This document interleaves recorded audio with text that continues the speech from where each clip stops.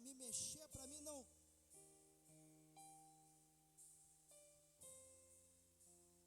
O filho que estava em casa, ele tinha acesso a tudo.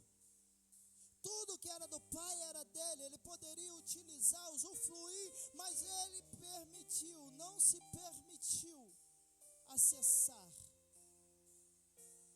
Não é assim, irmão? Muitas das vezes nós não nos permitimos acessar aquilo que Deus já liberou, a unção Ele já liberou, o poder Ele já liberou. Ele diz a sua palavra: eu lhes dou o poder de pisar a cabeça da serpente. Deus já liberou sobre sua vida. Acesse essa área. Pega para você e diz assim: eu tomo posse. Está liberado. Eu vou acessar essa área e vou tomar posse. Oh!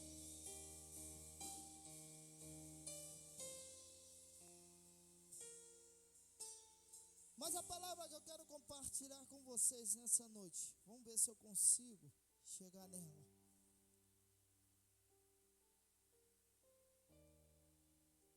Aleluia. Foi uma palavra que minha esposa compartilhou comigo durante a semana, e isso tem ruminado ao meu coração. E tem falado de uma maneira bem forte. Abra sua Bíblia, 1 Reis 18:40.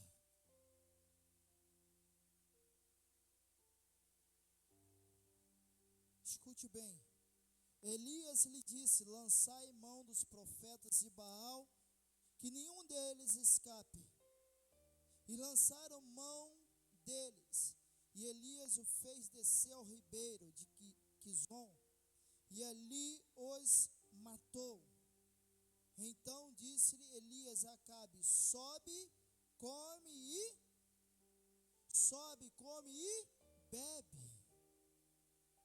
Vou repetir: sobe, come e, porque ruído há de uma abundante chuva. Senhor, essa palavra tem corroído meu coração, Pai. Eu tenho sentido, ó Deus amado Senhor, que um barulho de abundante chuva está por vir sobre nossa geração. Um barulho de abundante chuva está por vir sobre a Manancial. Um barulho de abundante chuva está por vir sobre nossas famílias, Pai. Senhor, muito obrigado, Pai. Obrigado, Deus, por essa palavra. Obrigado, Senhor. Amém? Esse texto 18, a narrativa desse texto é uma batalha sendo travada naquele monte. Elias fala para Acabe, o rei, que não haveria de chover por um período. E Deus honra Elias, e não chove e nem orvalho cai na terra. Pensa, querido, de madrugada, o orvalho que cai na terra, ele deixa a terra fresca, enche as árvores, as suas folhas, escorre gotas de água e ela cai no solo e é absorvida. E as raízes puxam aquela água. Mesmo que não chova. Porque quando você olha para as árvores, está fazendo um sol de 40. Mas aquela árvore ali está verdinha. Aquela árvore está frutificando, aquela árvore está dando frutos, aquela árvore está com as folhas verdes, mesmo que não chova. Como é que é isso? O orvalho da madrugada, as raízes, os caules, suga esse orvalho, a água do orvalho, e dá força à árvore. Porém, Elias fala que não vai chover e nem orvalho vai descer. Seca total. Seca, seca, seca. Durante 3 anos e meio, sem água, sem orvalho, nada de água. Ali Elias, um dos profetas, vai travar uma briga com os profetas de Baal, no Monte Carmelo. E ali, os 400 profetas de Baal se juntam e ele faz uma proposta. Aquele que levantar um altar e clamar ao seu Deus, e o seu Deus responder com fogo, esse daí é o Deus poderoso que vai reinar sobre Israel. E ali começa a oportunidade dos profetas de Baal, 400 profetas, mais 450 profetas de Jezabel, esposa de Acabe. Então, ao total são 850 profetas, pseudo-profetas, que não era profeta bolufa nenhuma, contra Elias. 850 contra Elias, um só. E eles estão ali no Monte Carmelo. Eles se cortam, eles se batem, eles gritam, eles choram, eles jogam areia na cabeça, eles fazem tudo, porém o seu Deus não responde. Chega um determinado momento que Elias fala: ei, grita mais alto, porventura o Deus de vocês estão dormindo. Quando chegou o momento que Elias ia clamar, eu imagino ele parafraseando: ei, senta, acalma um pouquinho aí. Elias vai lá, ele refaz o altar. É muito importante entender isso. Eu já ministrei algumas palavras acerca disso. Refazer o altar. Elias refaz o altar que está destruído. Isso mostra respeito. Isso mostra obediência. Elias refaz o altar com todo carinho, com todo amor, com obediência. Pede para trazer água. Rega, joga água, abre parênteses aí. Ele fala para trazer água numa época que não tem água. E ele molha e depois manda trazer mais água. Isso aí é uma outra mensagem que nós vamos compartilhar. Da onde saiu essa água? Por que ele manda trazer tanta água? Mas o que eu quero dizer nessa noite, está ali, joga água, joga água, joga água. Ele vai lá, pega o carneiro, corta, coloca em cima. E quando ele clama a Deus, o fogo desce do céu e queima o holocausto. A Bíblia vai dizer, onde nós lemos aqui, que Elias pega esses profetas mentirosos que há no nosso meio também até os dias de hoje. Há profetas mentirosos, há sim no nosso meio profetas mentirosos, igual profetas de Baal, igual profetas de Jezabel, que caminham no nosso meio, tem título de profeta, mas na verdade é um fanfarrão, é um mentiroso. E tem pessoas que se iludem, tem pessoas que vão pelo que esses profetas estão falando e acaba lá na frente quebrando a cara, porque são profetas de Jezabel.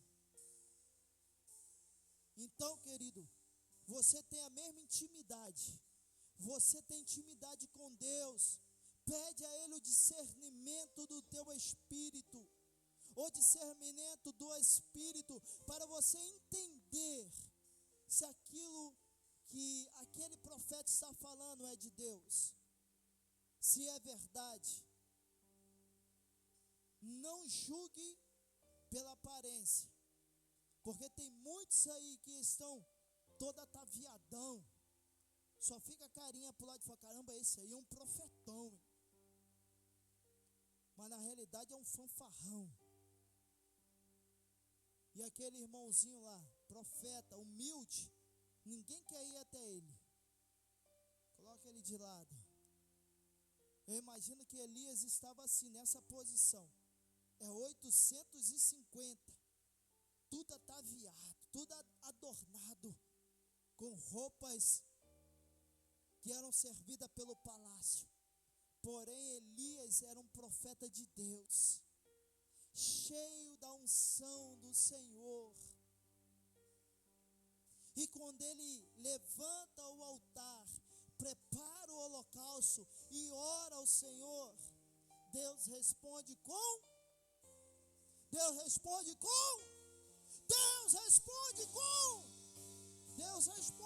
fogo. E eu profetizo nessa noite que a resposta do Senhor virá na sua vida com fogo do altar. Porém, todavia, Elias é diferenciado, irmão. Preste atenção nisso. Até o momento havia chuva? Não. A terra estava seca? Sim. Ele tinha mandado o seu moço e ver se havia alguma nuvem? Não. Mas ele fala para Acabe: sobe, come e bebe, porque eu já estou ouvindo, querido, os ouvidos espirituais, a sensibilidade espiritual que Elias tinha, elevava ele a um nível de intimidade com o Senhor, que antes de acontecer, antes dele ver, ele já estava ouvindo um som de barulho de chuva, de bênção que iria descer sobre aquele lugar, querido. Eu profetizo nessa noite que os seus ouvidos espirituais vão estar aguçados para ouvir o que o Senhor tem para você, para que o Senhor tem para com sua família. Elias diz: ei, sobe, coma, beba, porque eu já estou ouvindo.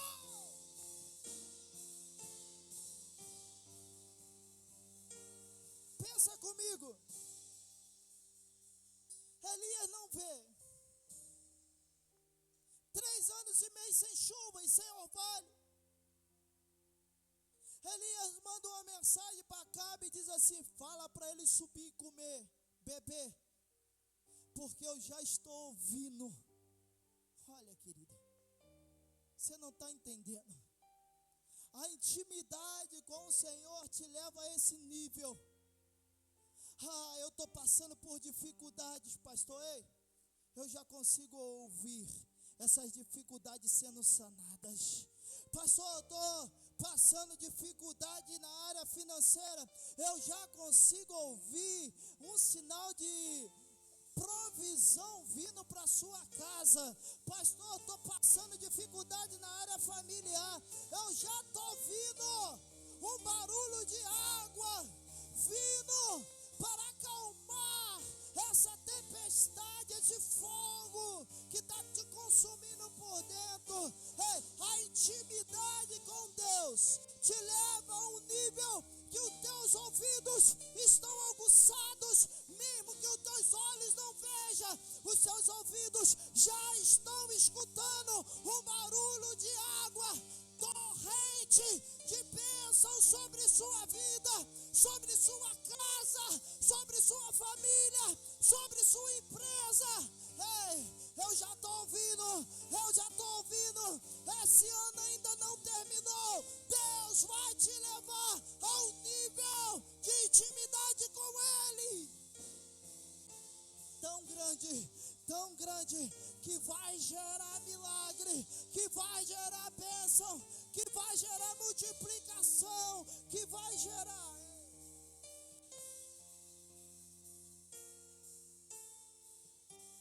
Eu não vejo, mas eu já estou ouvindo.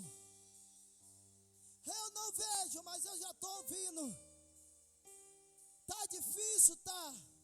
Você está vendo? Não, eu também não. Mas eu consigo ouvir que Deus está vindo com a provisão sobre minha vida, que Deus está vindo com a provisão sobre minha casa. Eu estou ouvindo que Deus vai mudar essa história. Está vindo um torrente, uma chuva torrente de bênção, que vai mudar a minha história, que vai mudar a história da minha família, que vai mudar a história da minha casa. Como é que tu sabe disso? Eu estou ouvindo. A segunda parte, ele fala: manda Acabe o rei subir, comer e beber, porque eu já estou ouvindo. Tinha nuvem no céu? Não. Tinha pingo d'água caindo? Não. O céu estava clarinho, imagino eu, porque não havia nuvem nenhuma.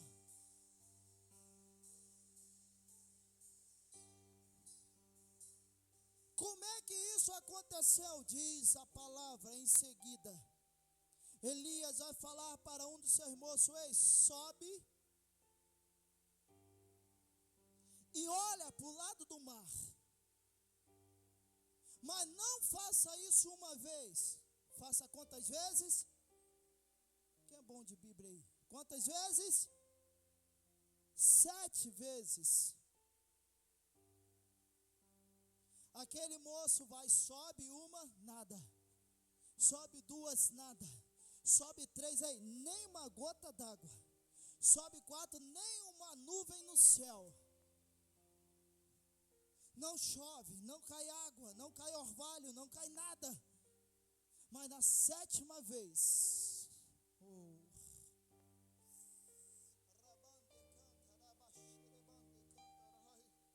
na 7ª vez, o que o garoto viu? O que o garoto viu por cima do monte? Lá no meio do mar. Lá no meio do mar. Ele vê uma nuvem. E ele volta para Elias e diz assim: eu vejo uma nuvem do tamanho da mão de um homem. Uma nuvem pequena, bem pequena.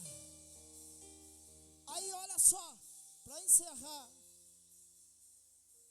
porque tem a segunda parte dessa mensagem. Para encerrar, uma nuvem pequena do tamanho da mão de um homem, bem pequenininha, o homem vê em cima do mar. Aquele que não tem fé vai falar: é só mais uma nuvem, não vai mover nada. Mas aquele que tem fé, que tem ouvido aguçado por milagre, ele também tem visão aguçada pro milagre. Porque o garoto vem e fala assim: eu só vejo uma nuvem pequenininha do tamanho da mão de um homem. Ele diz assim: avisa Acabe para descer, porque vai vir uma tempestade aí. Se é na mão dos não crentes ou dos descrentes, eles vão olhar e vão falar: não vai acontecer nada. Mas caiu na mão daquele que tem visão espiritual, caiu na mão daquele que tem intimidade com Deus. Ele não só escutou, mas ele agora consegue ver. E ele fala para o rei Acabe assim: ei, se prepara, vai lá, coloca a sela no cavalo, fala para ele descer. Por quê, Elias? Porque vai vir uma tempestade sobre esse lugar. Oh! Vai vir uma tempestade de bênção sobre sua vida, querido. O que você está passando, o que eu estou passando, não é em vão no Senhor, não. Eu consigo ouvir, eu consigo ver a nuvem vindo sobre nossa vida, e ela vem trazendo bênção, e ela vem trazendo bênção, ela vem